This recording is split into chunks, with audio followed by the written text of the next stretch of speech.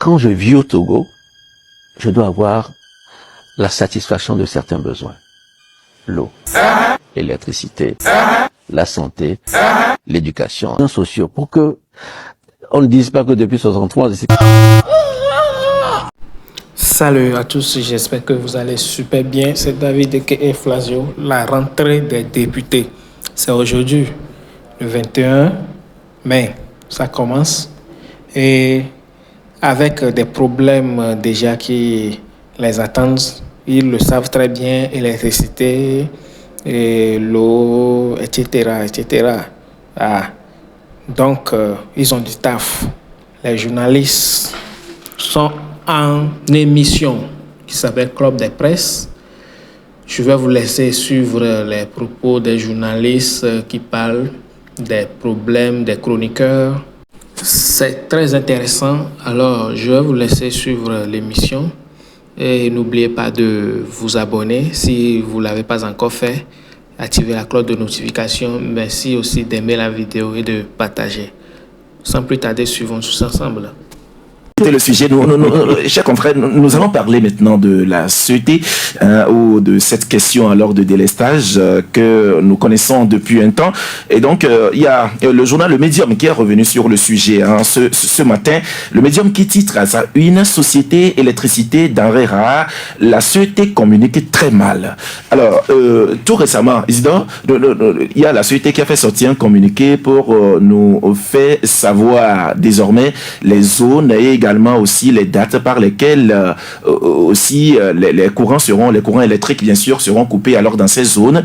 Et finalement, nous dirons quand même que la société a fait quelque chose par rapport à la communication sur laquelle on l'interpelle toujours.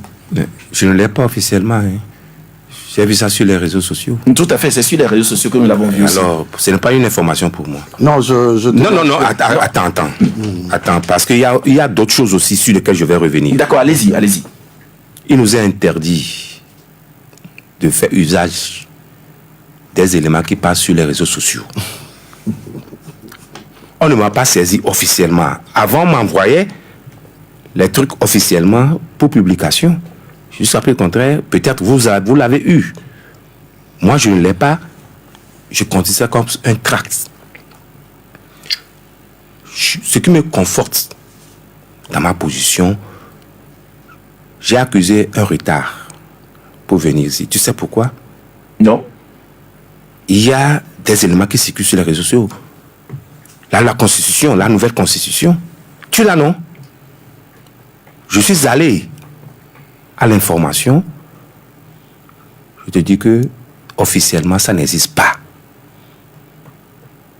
Je reviens directement de l'Edith Togo. Edith Togo me dit que elle n'a jamais imprimé ce journal officiel. Dans quel pays sommes-nous? Pour que tu me dises que la CET a balancé des trucs sur les réseaux sociaux, moi, jusqu'à ce qu'on ne change le code de la presse, tout ce qui se passe sur les réseaux sociaux, pour moi, c'est juste des bribes d'informations. Je porte des gants. D'accord, je vous comprends, Isidore, dans votre position, mais toujours est-il qu'il y a des informations. Comment on peut nous faire balancer des trucs que la Constitution, journal officiel et qu'on appelle-t-on, édition spéciale du 16 mai 2024, et vous allez à la source, on vous dit que mais ils n'ont jamais imprimé un journal officiel de la sorte. Faisons très attention. D'accord. Nous sommes des journalistes. Ok, on te comprend, hein, Isidore. Eric, on va essayer de mettre un bémol. Le journal officiel, le service qui s'occupe du journal officiel est logé à la présidence de la République. Quand vous prenez le journal officiel, vous allez lire ça en tête. Oui. Peut-être c'est l'impression qui se fait au niveau de Edith Togo. Donc, moi, je ne sais pas comment ça se passe. Pour le moment, si Edith Togo n'a pas encore imprimé, Edith Togo ne pourra pas dire qu'il a déjà imprimé le journal officiel. Mais le responsable de Edith Togo me dit que il a saisi la présidence. La présidente dit que oui, vas-y. Il n'y a rien. Je t'explique. Il n'y a rien pour le moment. C'est un peu comme nous. Mon journal, j'ai un service de montage du journal, mais je n'ai pas une imprimerie. C'est comme toi aussi. Donc quand tu finis de faire le montage, tu amènes les calques à l'imprimerie. Je pense que dans le fonctionnement du journal officiel, ça doit être un truc comme ça. Mais comme tu es allé aux informations, je pense que nous aussi, on a la possibilité de vérifier pour qu'on puisse les informations, remonter à tous les niveaux pour voir si... Mais maintenant, venons au sujet. Ce que Isidore est en train de dire. Moi, quand j'ai vu le truc, je lui ai envoyé. Mais d'abord, quand j'ai pris le truc, je vois journal officiel. Moi, j'ai des tests qui proviennent du journal officiel. Alors, j'ai été frappé par la date. La date, on me met 6 mai. 16 mai. Attendez. 6 mai, c'est la date de la promulgation. C'était la promulgation. Voilà, je mets 6 mai. 6 mai 2024. 6 mai qu'ils ont mis? Oui. C'est pas le 16? 6 mai 2024. D'accord. Allez-y, Eric. Et donc, quand moi j'ai vu ça, j'ai tiqué, je dis, ça veut dire quoi? Que ce test-là est au journal officiel depuis le 6. Depuis le 6. Et si on l'a publié au journal officiel, donc... On devrait l'imprimer aussi. On devrait, forcément, on est le 21. Aujourd'hui, le 21. Voilà ce qui se passe. Donc, jusque-là, on a un test qui est la nouvelle... C'est le 6, 06. Oui. Le 6, oui. On a un test qui est la nouvelle constitution. C'est vrai que on savait qu'il y avait au total 100 articles. Après, il y a une partie qui est annexée à ce truc-là. On avait cette information. Et quand vous lisez, vous suivez effectivement que c'est quelque chose comme ça. Mais jusque-là, il faut qu'on aille, comme il a fait, à l'Édit Togo pour avoir la version la véracité de ce truc-là. Maintenant, quant à la CET, justement, ce que Isidore dit, il a encore raison. Sauf que, personnellement, moi, quand j'ai eu ce communiqué-là, j'ai fait un travail de recoupement et c'est pour ça que je voulais lui confirmer que c'est un truc qui vient de la CET officiellement. C'est pas une information qui est sortie de nulle part. C'est la CET qui a rendu public ceci et ça fait suite à une réunion de haut niveau au niveau de la primature. Donc c'est après cette réunion, puisque cette histoire de délestage ne concerne plus que la CET. C'est un truc à un niveau plus élevé. Et donc, les ministères, les services concernés et tout ça ont eu une réunion à la primature et c'est à la suite de cette réunion que ce plan de rationnement a été... Donc c'est le plus délestage, plan de rationnement. De rationnement. C'est très fort, hein, en néologisme. Alors, quand le confrère dit la CET communique très mal. Très mal. Oui, on peut le lui concéder. Sauf que la CET elle-même devait savoir à quel moment je peux avoir autant d'énergie à distribuer.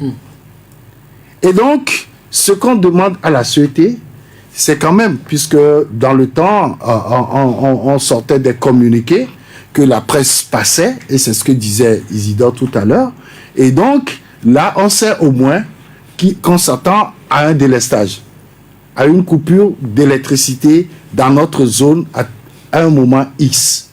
Maintenant, s'il y a plus d'énergie, on peut nous livrer. Mais au moment où il n'y en a plus, qu'est-ce qu'on fait? Même ce plan qui a été distribué peut avoir encore des décalages. Voilà ce que je voudrais dire. Maintenant, si on dit que la CET communique mal, c'est par rapport à la disponibilité de l'énergie que la CET ne se permet même pas de nous dire qu'en un moment T, on va avoir une coupure. Parce que tout ça là, c'est de la probabilité. Du jonglage. Alors, je vous lis, je vous lis un peu cet extrait alors de l'article de notre confrère Le Médium. Si les premiers dirigeants de la CET sont à mettre devant leurs responsabilités, ceux du ministère de l'Énergie ne sauraient se soustraire à cet exercice. Que font-ils au ministère de l'Énergie pour régler rapidement cette situation? Tout comme la direction de la CET qui communique très mal, l'on dirait pour ce qui est du ministère de l'Énergie qu'elle n'a même pas encore ce souci de communication. Or, il devrait également communiquer dans l'ordre normal alors des choses. Est-ce un mépris? Est-ce une stratégie ancestrale? Alors, quand vous écoutez cet extrait alors de notre confrère, extrait de l'article, on dirait quand même que il y a quelque chose alors qui doit être fait en matière de communication chez les deux structures. Non, moi je pense que le confrère a totalement raison. Parce que quand on se réfère à ce qui se faisait anciennement au niveau de la CET, quand il y a de ces genres de situations, il y a des communiqués, Isidore le disait tout de suite, il y a de ces communiqués qu'on envoyait aux rédactions, même aux radios, aux télévisions, et ça permettait aux populations, aux consommateurs de savoir que de tel moment à tel moment, il y aura disponibilité ou pas de l'énergie. Mais dans le cas de figure, c'est qu'il y a une disponibilité de courant. Il n'y en a pas. Or, par le passé, peut-être c'est des travaux où il y a une panne sur un secteur, une ligne donnée, et on communique par rapport à cette panne, et on fait une estimation sur la durée des travaux. Et c'est en fonction de ça qu'on sortait des communiqués. Mais aujourd'hui, on vous dit que c'est un problème sous-régional où les gens ont des difficultés pour s'approvisionner en énergie. Les gens ont l'argent pour aller acheter, on vous dit, il n'y a pas. Vous faites comment? Donc, c'est ça qui justifie le rationnement dont il est question aujourd'hui. Ils ont scindé le Grand Lomé en 3 zones. Il y a la zone 1 avec un certain nombre de localités, la zone 2 et la zone 3. Et selon que vous soyez dans la zone 1, 2 ou 3, vous aurez le courant durant une période donnée. Il y a d'autres qui doivent l'avoir de 7h à 13h et d'autres de 13h à 18h. Mais tout ça là, c'est des prévisions. Parce que parfois, une troisième de 18h au lendemain, à 7h. Tout ça là, c'est des prévisions parce que moi, dans ma zone, moi je suis dans la zone 1, et quand je me réfère au calendrier qu'ils ont publié, il arrive d'un moment où moi je m'attends à une coupure, mais justement en cette période, il y a de l'électricité. Oui. Donc ça veut dire que c'est des prévisions, et quand ça se passe comme ça veut dire qu'ils ont un peu plus d'énergie à distribuer qu'ils n'en prévoyaient. Et donc, moi, je pense que c'est une situation... Ils sont en train de communiquer aujourd'hui. Il n'est jamais tard de bien faire. Mais en amont, le confrère a raison parce qu'ils auraient pu au moins alerter, ou ne serait-ce que ce soit un communiqué neutre qui ne donne pas des heures ou des dates, mais qui prévient les populations comme quoi la CET est en situation d'indisponibilité de courant et que les gens, ceux qui ont la possibilité, peuvent se procurer de groupes électrogènes. Mais ceux qui sont dans le commerce des produits congelés et tout, on donne des consignes pour que les gens ne soient pas en face d'une situation où ils sont obligés d'avoir des avaries ou des produits prohibés ou carrément en décomposition qui seront obligés de jeter à la poubelle. D'accord, merci beaucoup Sam. Isidore, en suivant la situation aujourd'hui, est-ce qu'on n'a pas l'impression que la CET même ne maîtrise pas aussi la situation? Ah oui, c'est ce que j'allais dire. Avant, la CET gérait une crise conjoncturelle. Aujourd'hui, c'est une crise structurelle. C'est une crise structurelle. La CET n'a aucune maîtrise de la chose. C'est ça le nœud du problème. Tout ce calendrier dont on parle là, il suffisait seulement que, le Nigeria ou le Ghana retirent un peu de jus et c'est fini. Nous sommes là. Alors que, j'ai toujours envie de le dire, le Togo a investi des milliards pour l'autonomie énergétique. Fonia Simbe nous avait dit que le problème de délaissage est derrière nous, avec la construction de qu'on appelle-t-on contrôle global. Où en sommes-nous jusqu'à présent? Que ça doit tourner avec trois combustibles, le gaz, le fioul et autres. Mais jusqu'à présent, nous sommes rattrapés. Fonia Simbe a aussi investi dans la construction de la centrale électrique. Kekeli, qui nous a donné que de l'obscurité, Kekeli n'a jamais fonctionné. Les milliards investis dans ce projet, mais à quoi ça sert? Non. Il faut, aujourd'hui, nous sommes rattrapés par notre propre turpitude. Si vous programmez quelque chose ou vous avez quelque chose et que ça ne marche pas, il faut taper du poing sur la table. Ça, c'est le tendon d'Achille de Faure Gnassingbé. D'accord. Alors, oui, et Eric, je continue. Je continue en disant que même le programme qu'ils sont en train de faire là, nous serons surpris. Ils n'ont qu'à parler de délestage, au lieu de parler de... Le terme même m'échappe. Rationnement, oui. Rationnement. Un plan de rationnement. C'est du néologisme. D'accord, ok. Alors, merci Isidore. Je voudrais dire quelque chose.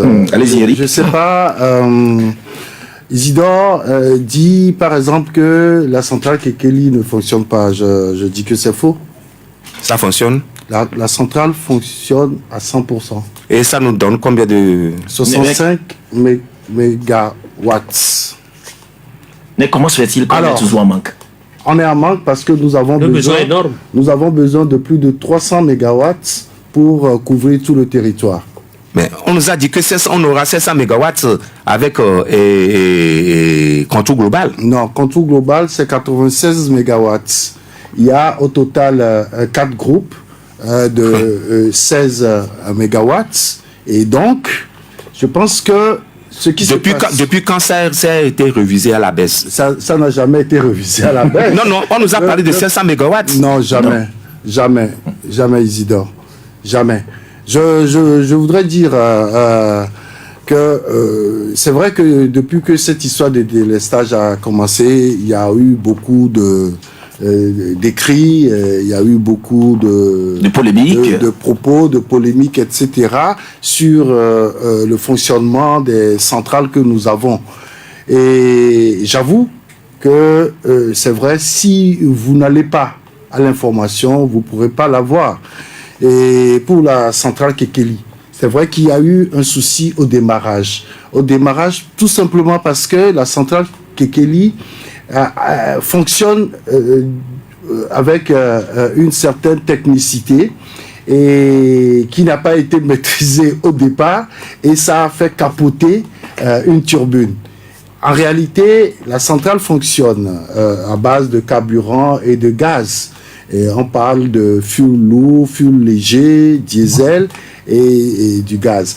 Maintenant, ce qui s'est passé, c'est que pour la centrale Kekeli, c'est que le carburant qui est brûlé, donc évidemment ça ressort de la vapeur, mais la technicité là-bas, c'est que cette vapeur-là est recyclée pour fournir encore de l'énergie. Et donc, aujourd'hui, la centrale Kekeli fonctionne à 100 à l'heure. Donc, j'ai eu, je ne sais pas comment je peux dire, la chance de tomber sur un programme de fourniture d'énergie, ce qui nous vient du Ghana, du Nigeria, de la centrale Kekeli, de Global Contour, de Blita, etc. Aujourd'hui, on pouvait avoir beaucoup plus d'énergie si, par exemple, comment ça s'appelle, comment vous l'appelez, MEA ou bien Amea Power à Blita.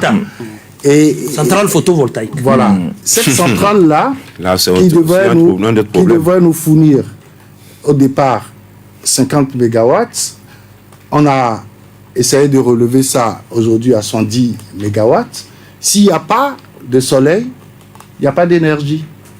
Parce qu'il n'y a pas, on disait ça la dernière fois, je parlais de batterie, et Isidore... non, c'est accumulateur. Il disait qu'on ne doit pas parler de batterie. Non, c'est accumulateur. Oui.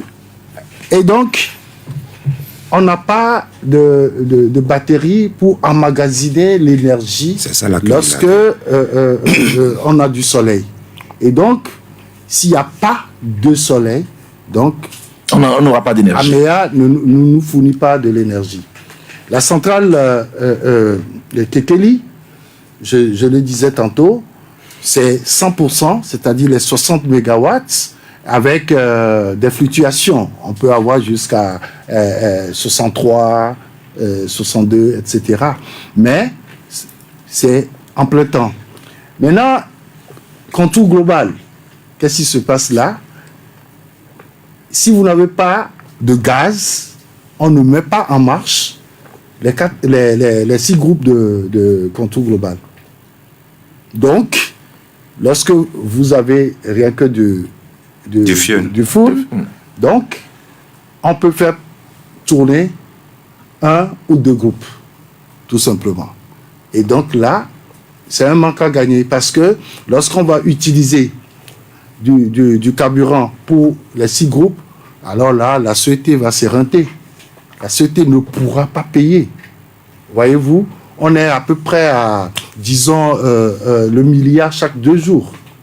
Vous imaginez ce que ça coûte.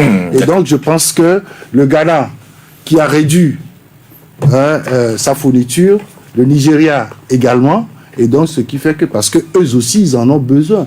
Quand Isidore disait que c'est un truc sous-régional, c'est vrai. J'ai discuté avec des amis maliens qui m'ont dit, par exemple, que chez eux, c'est 4 heures d'énergie que vous avez par jour. Mais le Mali connaissait même d'ailleurs ce problème-là avant nous. Et la santé thermique qui existe au niveau de la direction de la sûreté. C'est un problème de façon sous-régionale, néanmoins avec différence par rapport à son acuité dans chaque pays. D'accord. Non, il a fait un bon développement, il est allé aux informations, mais je pense que le nœud du problème même, c'est la vétusté même de l'infrastructure de la CET. Je sais que la CET a une centrale thermique à sa direction là-bas. Est-ce que ça fonctionne toujours? Ça ne tourne plus depuis un bon moment. Mais je voudrais même dire, vous savez, il y a tellement de projets au plan énergétique, mais il y a, comment vous appelez, l'ARSE, régulation du secteur de l'électricité, qui a mené des enquêtes sur les infrastructures, sur la fourniture en général de l'énergie et tout ça, et qui a révélé beaucoup de choses par rapport, vous savez, il y a des projets qui sont exécutés par des privés. Mais quand vous regardez les installations, il y a beaucoup de choses à dire. Et au-delà de ça, il y a la maintenance de ces infrastructures-là qui ne suit pas également. Donc, c'est des enquêtes qui ont été menées par l'ARSE et qui indiquent beaucoup de difficultés par rapport à la fourniture. D'accord, merci. Oui, vous savez, il y a un projet CISO. Oui, il y a un projet CISO aussi. Oui, vous parcourez les régions dans lesquelles les projets CISO, parce que c'est basé sur l'énergie solaire. Voilà. Aujourd'hui, beaucoup de sont en panne. Moi, la question que je me pose, si on veut aller vers l'énergie propre, l'énergie solaire, pourquoi ne pas former des compétences en la matière au niveau de nos universités pour qu'on puisse fabriquer ces accumulateurs et ces prismes pour qu'on soit indépendant. Mais partout où vous passez, parfois on met j'entends pour preuve les feux tricolores à base d'énergie solaire. Ça ne fonctionne plus. Isidore, c'est ça le problème. Il faut reconnaître un truc aujourd'hui dans le monde entier. Quand vous regardez un peu les ardoises énergétiques, c'est énorme. Ça pèse lourd. Quand vous prenez même les États-Unis, ils ont eu une dette colossale à cause de l'énergie, la France, tout ça. C'est ici ce qui revient à faire, comme l'a recommandé la RSE après ces enquêtes, c'est que nous n'avons pas beaucoup, Mais le peu que nous avons, il faut les entretenir. D'accord. Merci beaucoup, Eric. Alors, j'aimerais qu'on quitte le sujet, qu'on s'intéresse même d'ailleurs au plat de résistance, mais bien évidemment, nous avons quelques temps, nous avons quelques temps seulement à en parler. Alors, je veux bien parler alors de cette session de droit que la nouvelle législature a commencé aujourd'hui. L'Assemblée nationale qui a fait une rentrée, qui fait une rentrée même d'ailleurs aujourd'hui, la 7e législature qui fait la rentrée. Alors, Sam Djabo, oui, il y a aussi la Cour suprême qui donne les résultats définitifs alors des régionales aussi. C'est ce matin, bien sûr. Et donc, quand on prend cette session de droit qui a commencé aujourd'hui, on pourra dire, ça me semble que déjà, enfin, c'est vrai que nous n'avons pas encore toutes les informations nécessaires par rapport, c'est surtout à l'opposition, à tous ceux qui siègent dans cette session alors de droit. Mais je pense quand même que c'est une nouvelle ère qui commence et comme ça. Oui, c'est une nouvelle ère. Et puis, on ne peut pas tout de suite, étant dans ce studio, dire que nous n'avons pas des informations. Il y a des gens, des reporters qui sont sur place et nous avons des informations, justement. Tout à fait. La session répond à l'article 52, je crois, le deuxième alinéa, qui recommande à ce que les députés élus puissent siéger de quelle constitution? Si nous nous référons à l'ancienne, c'est l'article 52. À la nouvelle, c'est l'article 9. Ah bon? Voilà. Puisque tu m'as posé. La nouvelle constitution est dans une phase transitoire. Donc, que ce soit l'ancienne ou la nouvelle, c'est que les députés doivent se réunir le second mardi qui suit la publication des résultats définitifs. Tout à fait. Et donc, c'est à cet exercice qu'ils sont en train de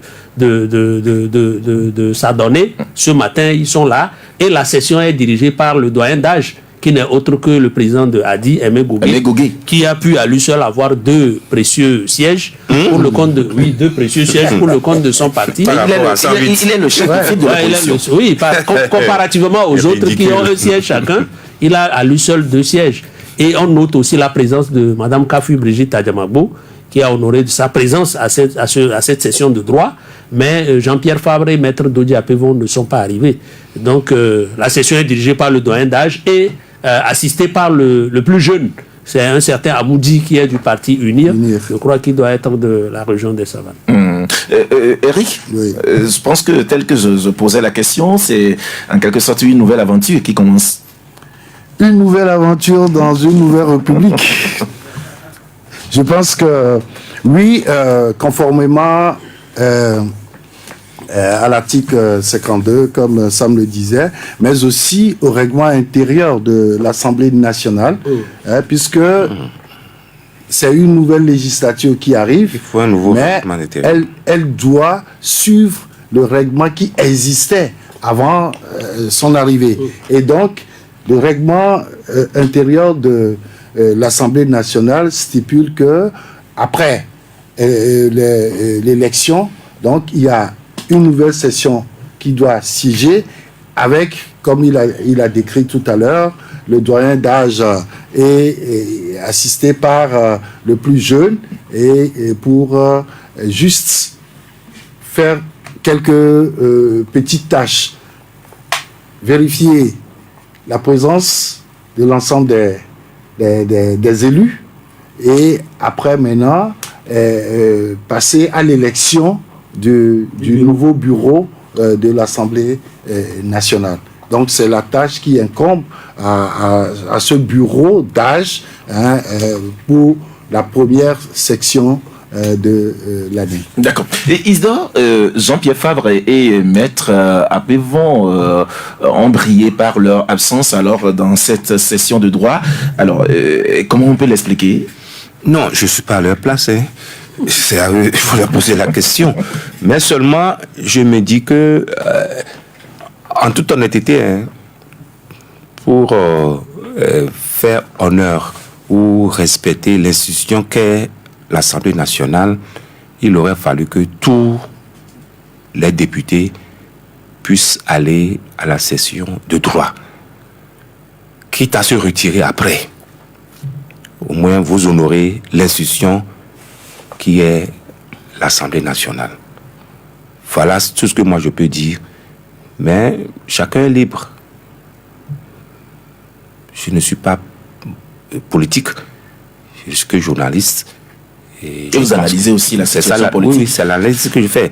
Mais fondamentalement, 5 sièges sur 108. Sur 113. Oui, contre 108. Voilà. Qu'est-ce qu'il peut faire? Il n'a aucune marge de manœuvre. Il n'a aucune marge de manœuvre. Même pas la minorité de... Non, pas même la qualité pour proposer, faire des propositions de loi. Ils ne l'ont pas. Qu'est-ce qu'ils iront faire là-bas? Tous ceux qui iront siéger, je le dis, sont des collabos. Oui. Non, mais Sont des collabos. Collabos comme le temps de Pétain. En France. En France. Qu'ils ne viennent pas nous dire qu'on a essayé de faire ci, de faire ça. Peut-être qu'ils sont allés juste pour leur vendre. Mais ce n'est pas pour le peuple. Non, mais Eric, mais dire de toute que façon, c'est le peuple qui les a élus. Et Isidore, il y a, je pense que on a souvent dénoncé la politique de la chaise vide ici. Est-ce que c'est la chaise vide? Oui, mais si quelqu'un a une chaise qu'il n'a pas occupée... La chaise devient vide. Et alors? Je pense qu'on a souvent... Nous ne sommes pas en compétition. On parle de sièges vides quand il y a compétition. Aujourd'hui, ce n'est plus un problème de compétition, hein. C'est un problème de représentativité. Mais sur ce point, si il arrive même d'ailleurs que ces 5 décident alors de ne pas siéger, mais au même moment, c'est le peuple également qui les a élus puisqu'ils ont leur population derrière. Mais je dis que les 5 là ont été trichés. Quelle est leur responsabilité? Sur quelle base? Vous avez vu les recours, non? Mais non, moi je pense que... Mais imaginez, je ne dis pas une chose sur le contraire. Non, attends. À ce qui se passe sur les réseaux sociaux. Oui. Sur quelle base? Je vais te le dire. Oui. Quelqu'un qui est concurrent n'a pas son logo sur la liste. Donc, qu'est-ce que vous en dites? C'est une preuve palpable. C'est une triche. Nous sommes en compétition. Le jour J, je ne vois pas mon logo. Oui. On doit annuler. Isidore, tu le dis, mais moi... on doit annuler ça. Il faut m'apporter la preuve de cela. Mais les gens... oui, Isidore, c'est trop facile de le dire. Non, les gens ont montré les preuves. Demande à Jean Kissi, demande à Djamagbo, demande à... comment appelle-t-on? Maître Pévon. Comment ils ont fait pour être élus? Non, je ne dis pas. Ils ont eu des candidatures où... Dans les conclusions électorales, là, leurs logos n'ont pas figuré sur la liste. Oui, mais Isidore, est-ce qu'on n'a pas encore dépassé ces étapes? Mais dans ce cas, si nous étions dans un pays normal, on devait annuler les élections dans cette circonscription. D'accord. Merci beaucoup, chers confrères. Je pense que nous allons arrêter le débat là parce que nos auditeurs sont à l'écoute et ils vont nous appeler, ils vont se prononcer également sur l'actualité telle que nous l'avons débattue et décryptée ici, analysée bien sûr. Alors, mais tout compte fait, nous allons faire un clin d'œil à nos annonceurs. Bonjour. Oui, votre nom c'est... Canal FM. Oui, c'est Canal FM. Votre nom c'est... Oui, je voudrais participer à l'émission. C'est Waris? Oui, j'appelle de Adétikopé, c'est Sowe. Et Sowe, voilà. Et Sowe, allez-y. Oui, j'ai 2 préoccupations. Allez-y. Oui, la première, c'est concernant les élections régionales et législatives, surtout les élections régionales qu'on vient de proclamer. C'est un constat, ça ne tient qu'à moi seul. Et pourquoi souvent les résultats provisoires sont égaux aux résultats définitifs? Est-ce que ce n'est pas une perte de temps? Oui, allez-y. Oui, la deuxième préoccupation, c'est par rapport au délestage d'électricité. Franchement, il joue trop à l'intelligence des Togolais. Sincèrement, cette histoire de délestage là, on en a trop, c'est trop. Ils n'ont qu'à prendre des mesures pour qu'on puisse, c'est-à-dire qu'on ne peut plus assister à ce genre de trucs. C'est trop. D'accord. Merci beaucoup, SOE. 22 21 33 114. Merci beaucoup. 22 21 33 114. 91 36 63 75. C'est les deux numéros, hein. Ce sont les deux numéros sur lesquels vous pouvez réagir au Club de la Presse de ce mardi. 22 21 33 114. Allô? Allô, bonjour, Canal FM. Oui, bonjour. Comment vous allez? Je vais bien. C'est Nestor de Agoué. Voilà, Nestor depuis Agoué. Nestor, allez-y. Oui, bon. Je voulais tout simplement dire que le Togo n'est pas un pays normal parce que dernièrement, on a vu le cash du président iranien. Et le peuple a dit, excusez-moi, je pas.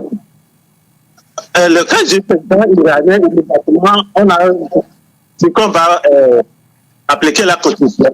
Constitution, c'est-à-dire que les élections vont être faites 50 jours après la mort. Mais ici, dans les années 2005, quand le président est mort, qu'est-ce qui s'est passé? C'est tout simplement pour dire que le Togo n'est pas un pays normal. Mais néanmoins, il faut que l'opposition participe à l'Assemblée nationale. Il ne faut plus laisser le gouvernement. Et plus jamais, pour boycotter les élections au Togo. Merci, Canal FM. Merci beaucoup, Nestor, depuis Agoué. 22 21 33 114. Allô? Il est parti. 22 21 33 114 91 36 63 75. Les deux numéros sur lesquels vous pouvez réagir au Club de la Presse de ce mardi. Allô? Allô? Allô, bonjour. Comment vous allez, Didier? Didier, ouais, ça va bien. Oui, allez-y. Oui, bon, moi, je pense que l'opposition, bien Fabre et Apévo n'ont pas dit qu'ils ne vont pas participer à l'Assemblée pour le moment. Mais si elle est aujourd'hui, c'est Sam qui sera le premier à nous dire que comme vous n'êtes pas, vous dites qu'on vous a triché, pourquoi elles sont parties? C'est Sam, je veux que ce soit le premier à nous le dire. Quand l'opposition sait qu'on l'a triché, pourquoi elle est partie siéger à l'Assemblée? Mais ceci étant dit, j'ai pas bien compris quand on avait posé la question à M. Sam, c'est en fonction de quelle constitution, quel règlement intérieur, de l'ancien ou de la nouvelle, que l'Assemblée se réunit de droit aujourd'hui. J'ai pas écouté sa réponse, il pourrait m'éclaircir un peu là. C'est l'ancienne constitution, mais c'est la nouvelle constitution. Moi, je comprends rien. Comme moi, j'ai fait derrière l'école, je ne connais pas beaucoup les sortes de règlements. D'accord, merci beaucoup. Il peut nous expliquer. D'accord. Merci, Didier. 22 21 33 114 91 36 63 115. Allô? Allô? Oui, bonjour. Basile. Basile. Oui. Vas-y, allez-y. Je salue le plateau. Le plateau aussi vous salue. Ah, d'accord. Ah, pour la session de droit, c'est ça, comme ça, vous l'appelez? Oui, c'est la session de droit. Ah, tant que madame Dialogbo est partie, ça sera une erreur fatale de sa part. Madame Adjamagbo participe, hein, et elle a bien participé quand même à cette session de droit. Oui, c'est pas bon. C'est pas bon. Vous n'allez pas faire une élection que les gens vont voler et on vous donne 5 places et vous y allez. Normalement, c'est pas bon. Il faut leur laisser tout. Vous leur laissez tout et ils font tout. C'est comme ça. Moi, si les 5 là, s'ils s'en vont, ça veut dire que c'est le boulevard à ce parti de nous maintenir dans la précarité. C'est ça, c'est de ça qu'il s'agit. Moi, je n'ai pas quelque chose à vous dire encore plus que ça. D'accord. Merci beaucoup, Basile, pour votre intervention. 22 21 33 114 91 36 63 75. 22 21 33 114 91 36 63 75. Les deux numéros sur lesquels vous pouvez réagir dans l'émission Club de la Presse à l'heure de ce mardi. 22 21 33 114 91 36 63 75. 91 36 63 75. Les deux numéros sur lesquels vous pouvez réagir au Club de la Presse. Allô? Allô? Oui, bonjour. Bonjour le plateau. Oui, votre nom c'est? C'est Arma. Arma. Oui. Allez-y. Dans un premier temps, je tenais à manifester ma compassion pour toute la presse togolaise pour le décès de votre confrère. Dans un autre temps, j'aimerais dire, on a participé à une compétition, on a fait ce qu'il fallait faire, même si le résultat n'est pas, ne vous sied pas. Bon, on a fait ce que on pouvait faire ce que la légalité permettait de faire. Aujourd'hui, il faut accepter et aller, comme tous les autres, à l'ouverture du Parlement. Bon, ne pas le faire et dire que non, bon, on nous a volé. Bon. C'est comme si vous-même, vous étiez en train de réfuter cette légalité, bon, puisque nous savons très bien que les institutions de la République sont pour tous. C'est la République, on dit République togolaise, on ne dit pas République d'un parti politique. Donc, il va falloir que l'opposition prenne, bon, peut-être c'est une stratégie, puisse aller faire ce qu'elle a à faire. Merci beaucoup Armand pour votre intervention. 22 21 33 114 91 36 63 75. Allô? Allô? Oui, bonsoir. Oui, bonsoir. Comment vous allez? Oui, ça va, c'est bon. Votre nom c'est? C'est Amen. Amen. Oui. Amen. Vous nous appelez de quel quartier? Adido Gomé. Adido Gomé, allez-y. Ah, je salue le plateau aussi. Le plateau aussi vous salue.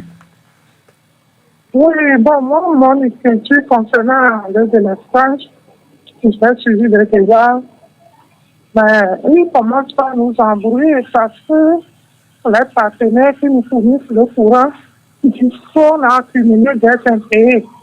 Et on a tous appris dans ce pays que les barons ont accumulé des impayés un peu partout.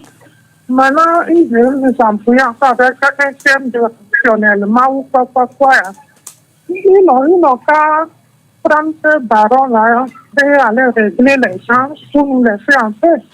Maintenant, concernant les 5 sièges de l'opposition à l'Assemblée, moi, au soir des résultats, moi, j'ai dit que j'étais à l'état, on va les laisser tous.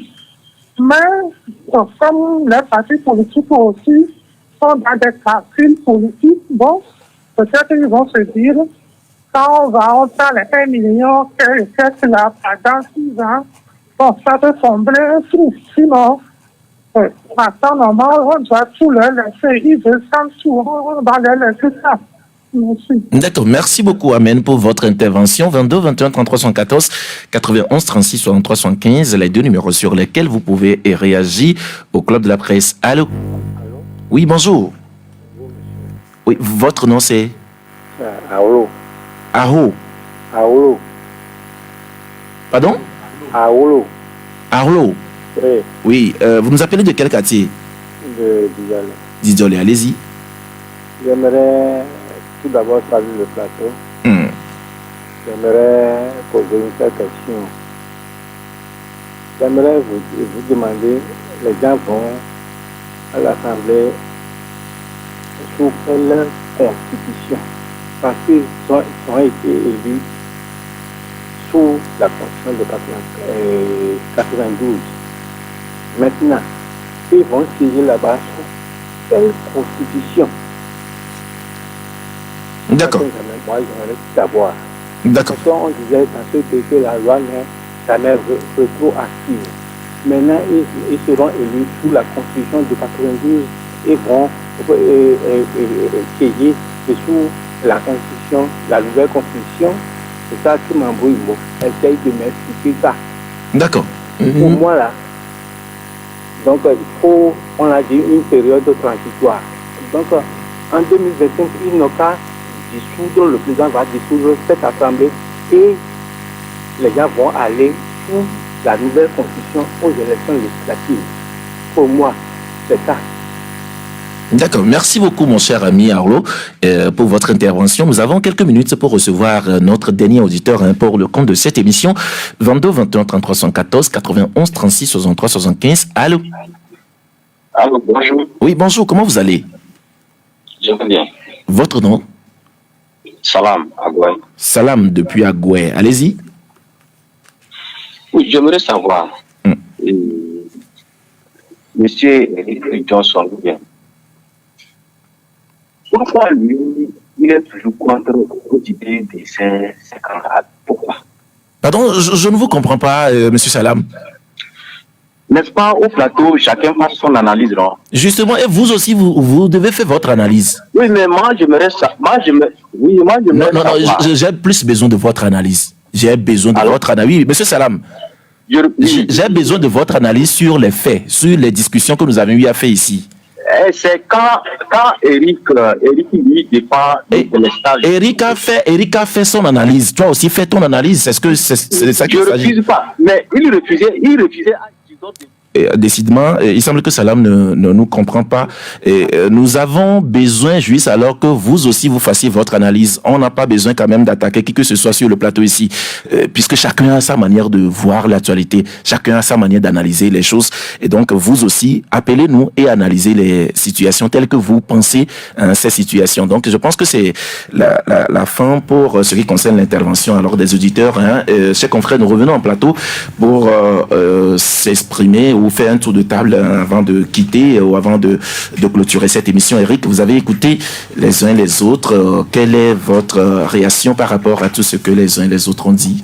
Alors, je commence par le dernier qui dit que je défends quoi? Le délestage? Je ne l'ai pas compris. Je pense qu'il n'a pas bien compris tout ce que nous avons dit ici. J'ai essayé de donner des informations qui, à mon avis, doivent être utiles aux concitoyens pour comprendre ce qui se passe. Et je dis très bien que cette question de délestage n'est pas unique au Togo. Nous sommes dans une sous-région qui souffre énormément de la question énergétique. Alors, il y a Didier qui a demandé si c'est sur l'ancienne constitution ou la nouvelle que les députés ont fait cette rentrée parlementaire. Je pense que session de droit. C'est une session de droit et que c'est défini dans l'ancienne constitution et également dans la nouvelle constitution. Voilà. Sinon, on se réfère tout simplement au règlement intérieur de l'Assemblée nationale. Donc, c'est pas parce qu'on a une nouvelle législature que le règlement de l'Assemblée nationale a automatiquement changé. Au passage, je dis bonjour à Didier. Alors, par rapport aux députés qui n'ont pas répondu à l'appel du jour, Isidore l'a dit, chacun est libre d'aller ou ne pas aller. Toutefois, il y a ce que nous appelons la République. Et quand la République vous appelle, il faut forcément répondre. Et après maintenant, les difficultés ou les considérations politiciennes peuvent intervenir et à ce moment-là, les gens peuvent dire je me retire ou je ne fais pas partie de cette législature ou carrément les gens peuvent envoyer leurs suppléants. Parce que ce qui est sûr, à l'Assemblée nationale, il faut forcément que quelqu'un siège par rapport au siège qui a été donné. D'accord. Merci beaucoup, Eric. Et Isidore? Non, je trouve très pertinent l'intervention de Didier pour ça, à savoir sur quelle constitution nous nous fondons pour aller faire la session de droit. C'est fondamental, c'est très pertinent. Il revient à nos juristes, à nos constitutionnalistes de nous éclairer. Nous n'avons pas cette capacité, nous n'allons pas nous présumer de savoir ce qui doit se passer. Mais j'ai vu des gens réagir, sortir de leur gants pour nous expliquer tant de choses. Mais aujourd'hui, nous sommes à cheval entre deux constitutions. Il y a toujours ce temps transitoire. Non, écoutez, nulle part ça n'est jamais arrivé. Ce n'est jamais arrivé. Bien sûr. Sur deux constitutions, à cheval sur deux constitutions. Bon, je voulais interpeller la cellule au niveau de la présidence qui s'occupe du journal officiel. C'est pas qui nous ont véhiculé le JO concernant la nouvelle constitution sur les réseaux sociaux. Il faut que cette cellule prenne ses responsabilités. Je suis allé au niveau de Edith Togo. Edith Togo dit que elle n'a jamais eu cette version ni publiée. Alors, il va falloir pour éclairer l'opinion. D'accord. On ne sait à quoi s'en prendre. D'accord. Merci beaucoup, Isidore. Oui, c'est très important. Je vais prendre Isidore là où il a chuté pour dire que il est un journaliste d'investigation, c'est avéré. Mais dans le cas d'espèce, il a fait le travail à moitié. Il est allé à Edi Togo, il n'est pas allé voir le service qui s'occupe du journal officiel. J'en ai même pas les moyens. Je l'encourage. J'en ai même pas les moyens. Tu es un journaliste d'investigation. J'en ai même pas les moyens. Attends. Les investigations, ça coûte cher. Ça coûte, mais il faut avoir les moyens pour se proclamer de journaliste d'investigation. Donc, je te parle des faits. C'est tout de suite. Voilà, merci beaucoup, Isidore. Je voudrais, les auditeurs, ils ont beaucoup plus parlé de l'électricité et de la session de droit. Bon, pour notre ami Didier, il m'a invectivé, il en a l'habitude, mais cette fois-ci, je ne réponds pas aux provocations parce qu'il disait que si les autres étaient allés, je devrais être celui qui va dire non, se sont dit qu'on les a volés, pourquoi ils sont allés siéger. À ça, je ne réponds pas parce que c'est de la blague. Parce que ce qu'on fait au club de la presse est essentiellement, c'est extrêmement sérieux qu'on ne peut pas être dans les blagues. Maintenant, en ce qui concerne le test sur la base duquel la session se retrouve aujourd'hui, Isidore m'avait posé la question lors de l'émission. Je lui ai dit que ce soit l'ancienne constitution ou la nouvelle, il y a des dispositions, notamment dans l'ancienne constitution, à l'article 52, qui dit que l'Assemblée nationale se réunit de plein droit le deuxième mardi qui suit la proclamation des résultats définitifs. Maintenant, le second test, donc la nouvelle constitution, en son article 9, a les mêmes dispositions. Ça, j'avais répondu. Comme on est journaliste, on est allé chercher. Et Eric est allé loin pour parler du règlement intérieur. Donc, que ce soit dans l'un ou dans l'autre des cas, la session de droit avait l'obligation de se tenir.